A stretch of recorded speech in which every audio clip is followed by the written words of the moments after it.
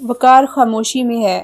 وقار یہ نہیں کہ آپ بحث کریں یا یہ ثابت کریں کہ آپ حق پر ہیں، بلکہ یہ ہے کہ آپ اپنی خاموشی کو اس وقت اپنا ہتھیار بنا لیں جب گفتگو بے وقوفی کے دائرے میں ہو۔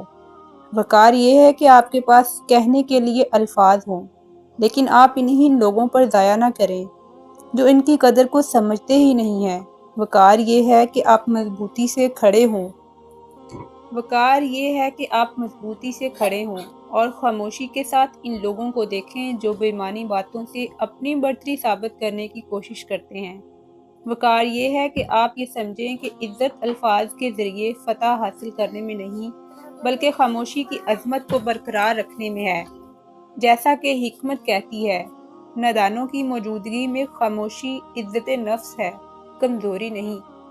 اگر آپ وہ دیکھ سکتے ہیں جو دوسرے نہیں دیکھ سکتے تو آپ اپنے آپ کو وضاحت میں تھکانے کی ضرورت نہیں، کیونکہ بعض ذہن وہی دیکھتے ہیں جو وہ دیکھنا چاہتے ہیں۔ لہذا اپنے وقار کا انتخاب کریں اور اپنی قدر کی حفاظت کے لیے گفتگو کے دروازے بند کر دیں۔